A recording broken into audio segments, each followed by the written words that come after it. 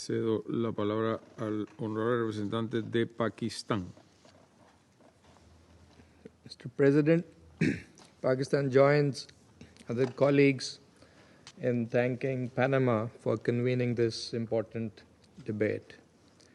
Your personal presence, Mr. President, to chair this session reflects the importance that Panama attaches to maritime security and multilateralism.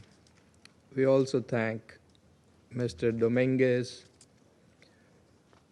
Secretary General of the IMO, Mr. Morales, CEO of Panama Canal Authority, and Mr. Urquiza, Secretary General of Interpol, for their briefings and valuable perspectives. International cooperation was evidently the common theme of the three briefings.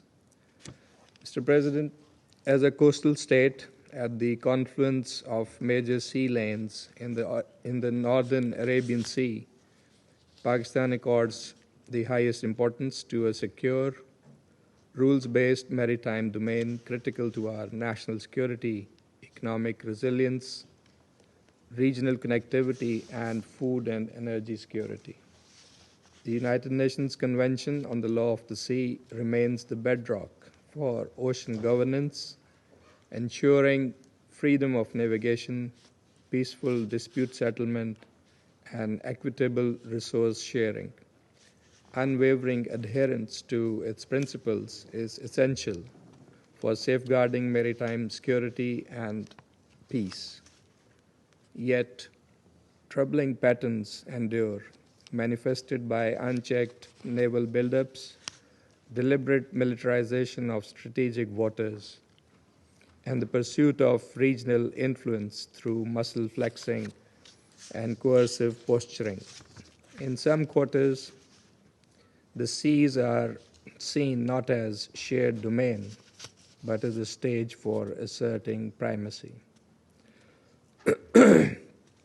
This mindset is laid bare in the orchestrated exclusion of certain states from maritime cooperation arrangements, undermining inclusivity, corroding trust, and destabilizing the balance of the seas.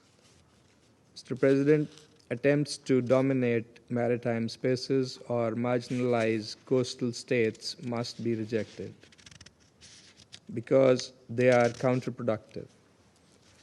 Oceans must remain zones of peace, prosperity, and inclusive development. Attacks on commercial shipping undermine maritime security and global trade. We condemn such acts, including the recent Red Sea incidents, and we support the Secretary General's call for restraint and protection of navigation routes. Mr. President, Pakistan regards the Arabian Sea as its fifth neighbor, a cornerstone of our economic ambition and strategic horizon. Positioned at the junction of vital sea lanes, Pakistan is uniquely placed to serve as a premier transshipment hub and the primary gateway linking the landlocked heart of Central Asia with the global trading system.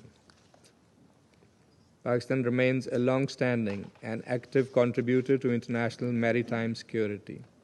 Our Navy participates in combined maritime forces, task forces 150 and 151, and conducts regular regional maritime security patrols to ensure safe and secure seas. Pakistan also takes pride in regularly hosting the multinational exercise Aman in Karachi, which is one of the largest naval gatherings in the region. The 9th edition of Aman, held in February this year, brought together over 60 navies from across the world in a demonstration of unity and shared commitment to cooperative security at sea. This platform fosters interoperability, builds trust, and strengthens collective capacity to address evolving maritime challenges. At the national level, we have enhanced coordination through the Joint Maritime Information Coordination Center, JMICC, while expanding satellite-based monitoring in collaboration with SUPACO, Pakistan Space and Upper Atmosphere Research Commission. Through the integration of AI-driven surveillance and advanced vessel tracking systems, JMICC has improved response times, facilitated the rescue of more than 1,800 lives, and played a critical role in countering transnational crimes at sea. Looking ahead, we are deploying vessel traffic management information systems across key ports to enhance navigational safety, improve maritime domain awareness, and strengthen our overall maritime security architecture.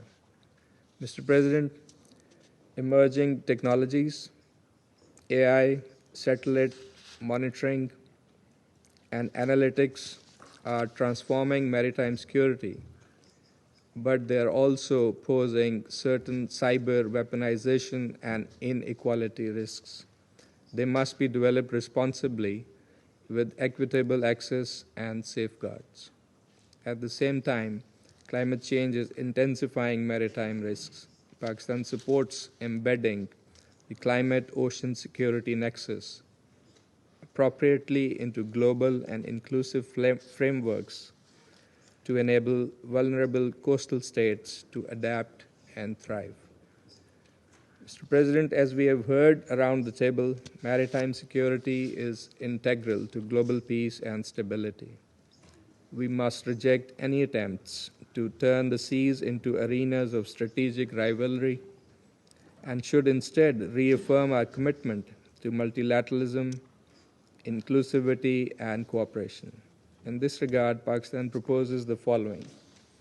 First, enhance the capacity of developing countries through targeted technology transfer, maritime domain awareness tools, and joint training programs. Second, establish a global early warning and rapid response mechanism to address piracy, trafficking, illegal fishing, and maritime accidents in real time.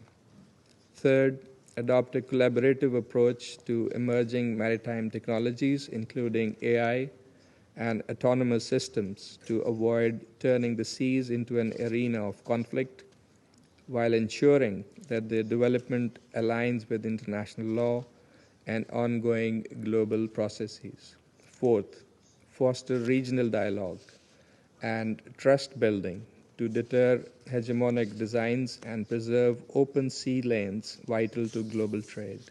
And fifth, integrate climate resilience and disaster response capabilities into maritime security strategies, protecting coastal communities and safeguarding sea-based trade.